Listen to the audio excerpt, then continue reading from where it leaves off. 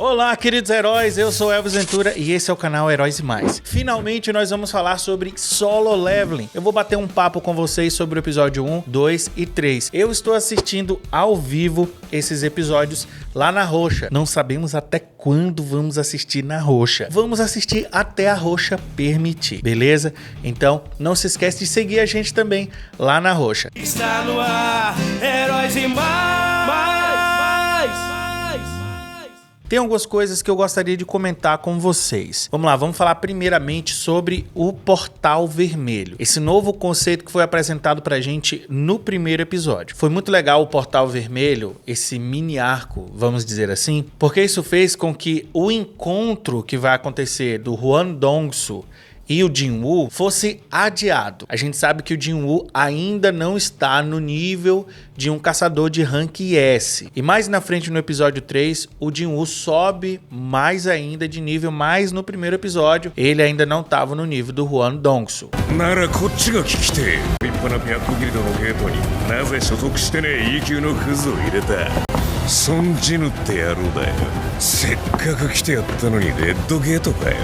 Então, explicando rapidamente o que é o Portal Vermelho. Portal Vermelho é uma espécie de dungeon mutável. Se aquela dungeon era do rank C, quando ela se torna vermelha, provavelmente ela vai para o rank A ou rank S. E o tempo lá dentro é completamente diferente do tempo aqui fora. Eles fazem uma conta lá, eu não sei direito o tempo. E lá dentro, nosso querido Jin-woo enfrenta o líder dos elfos de gelo.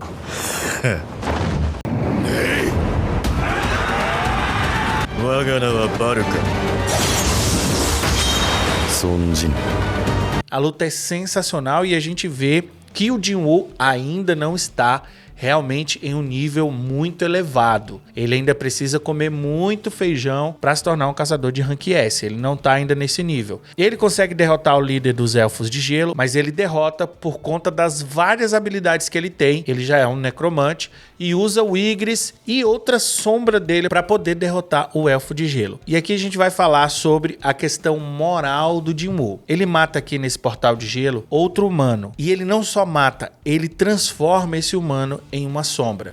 E esse mini arco traz justamente esse debate, que é um debate que já começou desde a temporada passada, que é o seguinte: quanto mais o Jin-woo se torna forte, menos humano ele fica.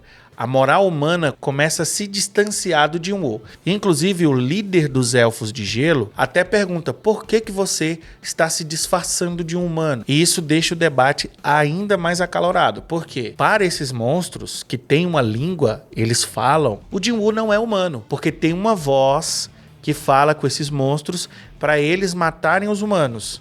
Só que essa voz não está falando para eles matarem o Jin-woo. E o Jin-woo até pergunta, será que eles têm um sistema também? E aí eu fico me perguntando, será que nós temos dois deuses que estão lutando entre si? E um desses deuses deu poderes à humanidade para enfrentar os monstros que são os players desse outro deus. Aí o deus que está ajudando os humanos percebeu que não era suficiente os poderes que ele tinha dado para eles e acabou criando os players. Mas até agora só o Jin-woo teve a possibilidade de se tornar um player. Que viagem é essa, velho? Tô viajando aqui. Sinceramente, eu não li nada da obra original. Nem a novel, nem o manhwa. Então isso aqui são conjecturas. São supositórios da minha mente, ok? Quero saber a opinião de vocês. Será que eu tô muito longe do que é realmente a obra? Do que está por trás desse sistema que ajuda o Jin-woo, da magia que os caçadores receberam, dos monstros, das raids, das dungeons? Vamos saber ainda.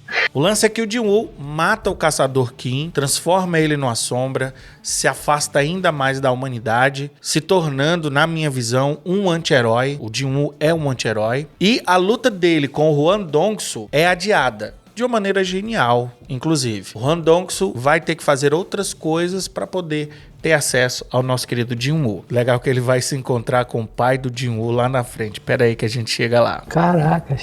Outra coisa interessante que aconteceu ali no final desse mini arco do Portal Vermelho é o Baek Yeon-woo, que é o líder da guilda do Tigre Branco, conhecendo o Jin-woo e inclusive pedindo para aquele agente lá levar o Jin-woo para a guilda do Tigre Branco. Isso foi muito interessante. Eu acredito que no próximo capítulo, no capítulo 4, que é o capítulo 16, o Jin-Woo vai entrar na guilda Tigre Branco ou em outra guilda grande aí. Porque não dá mais pra ele ficar nas sombras.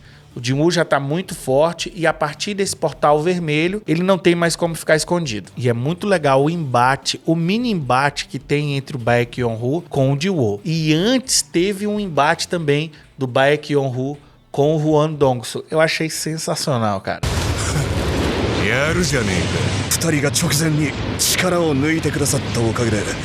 Eu gosto muito do Baek Yeon-Woo. Ele é um personagem interessante e eu gostaria demais dele na obra. Outra personagem que eu gostaria que aparecesse mais é a Cha Hae-in. Até agora você tem alguns momentos que ela apareceu, conversou ali, mas muito pouco. Torço que nesse próximo episódio a Cha Hae-in apareça mais. Já que eu falei na Cha Hae-in, vamos falar sobre a interação do Jin-Woo com outros personagens, com humanos, que podem ajudar o Jin-Woo a sair dessa sombra, a não se tornar um anti-herói muito maligno ao ponto de se tornar um vilão. Nós temos a amiga da irmã do Jin-Woo e o Jin-Woo, que é o sócio ali do Jin-Woo, que acaba se tornando um amigo, quase irmão mais novo. O Jin-Woo até fala pra ele, então você agora é meu irmão mais novo. Eles estavam bebendo ali e o Jin-Woo meio que se declarou pro nosso querido Jin-Woo. E o pai do Jin-Woo também quer o Jin-Woo na guilda deles, na guilda da família do Jin-Woo. Nosso querido Jin-Woo vai realmente se tornar muito famoso, não tem mais como ele ficar nas sombras.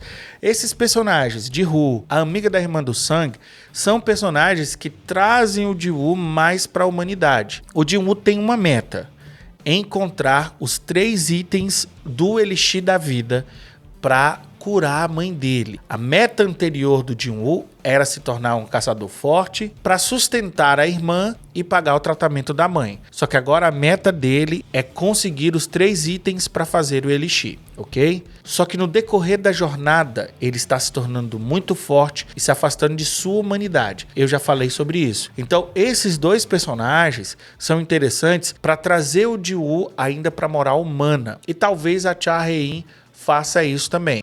E vamos falar então agora de um plot twist sensacional que aconteceu no último episódio, que é o pai do Jin-Woo. O pai do Jin-Woo apareceu e o cara é simplesmente muito poderoso. O cara está acima do nível S. Por quê? Ele deu uma surra no Hwang Dong-soo. E infelizmente o anime não mostrou essa luta. Teria sido sensacional se essa luta tivesse sido mostrada. Não precisava ser uma luta muito longa. Poderia ser apenas alguns segundos. Mas a gente queria ver o Hwang Dong-soo levando pelo menos um soco. Claro, eu acredito que a produção não quis estragar o momento da luta que com certeza vai acontecer do Jin-Woo com o próprio Hwang Dong-soo. Mas ver o cara desmaiado depois de ter levado uma sola do pai do Jin-Woo foi sensacional. Além disso, o mais interessante neste personagem, o pai do Jin-Woo, é que ele estava preso em uma dungeon durante 10 anos. A gente não tem muitas informações do pai do Jin-Woo. Na primeira temporada, o Jin-Woo praticamente nem fala do pai dele. Então eu fiquei muito surpreso quando esse cara apareceu. E o cara é boladaço, não tem nada a ver com o Jin-Woo. Ele parece um Hwang Dong-soo com um cabelão. Ele aparece em uma dungeon lá nos Estados Unidos e o governo dos Estados Unidos traz o Hwang Dong-soo para falar com ele em japonês. Lembrando que a obra original é coreana, mas é feita pelo Japão, então eles falam japonês lá. O Hwang Dong-soo, quando descobre que aquele cara, que ele até chama de monstro, é o pai do Jin-Woo, tenta matar o cara, mas não consegue, entendeu? Ele leva uma sola. O pai do Jin-Woo fala que tudo o que está acontecendo não é nada comparado ao que vai acontecer. A destruição do mundo começou. Ele meio que é o arauto do apocalipse. Ele está querendo informar as pessoas que a partir de agora as coisas vão piorar muito. A gente não tem muita informação ainda sobre isso. Provavelmente no próximo episódio a gente saiba mais. Tem algumas teorias aqui que eu quero debater com vocês. O pai do Jin-Woo é um player também? O pai do Jin-Woo está falando do Jin-Woo? O Jin-Woo é, na verdade, o vilão dessa história? Ou o pai do Jin-Woo está falando da evolução dos monstros? Porque tem outro plot aqui nessa história que é da Ilha Jeju. E os monstros que dominaram a Ilha Jeju estão evoluindo. São várias coisas que a gente pode debater. Pode ser que o pai do Jin-Woo esteja falando sobre essa evolução, que os monstros vão começar a evoluir para dominar o mundo. E as raids também vão evoluir. Talvez não tenha mais raid, um portal gigantesco seja aberto e esse mundo fantástico entre no nosso mundo de vez. Pode ser isso também. Como a gente não tem informação sobre o pai do Jin-Woo, eu não tenho certeza se ele é um player, porque ele sumiu há 10 anos atrás e esse foi mais ou menos o tempo que o mundo mudou. Então esse ranking dos caçadores pode ter sido criado depois e tudo mais. Então quando ele descobriu o poder dele, ele já era muito forte, mas ele desapareceu, então não teve tempo dele ser famoso. Provavelmente o pai do Jin-Woo não é um player. O pai do Jin-Woo pode estar falando do próprio Jin-Woo, sim, que o Jin-Woo seja o vilão da história e tal, e talvez a gente tenha um embate do pai do Jin-Woo com ele. Isso pode ser interessante se a série conseguir criar uma empatia em cima desse personagem. Eu já gostei dele porque ele meteu uma sola no Hwang Dong-soo. O fato é que nós temos muitos mistérios. A evolução dos monstros da Ilha Jeju é outro mistério que pode estar ligado ao pai do Jin-Woo. Vamos ver no próximo episódio. Na minha opinião, os episódios são muito curtos, poderiam ser maiores e a lore da história poderia ser apresentado pra gente de maneira mais efetiva. Muita gente fala que o quadrinho e a novel tem mais conteúdo. Com certeza sim, mas infelizmente eu não estou lendo a obra original. Quem sabe depois dessa temporada eu crie coragem e pague quase 70 conto pra comprar esse mangá. Ou será que não? Vamos ver até lá.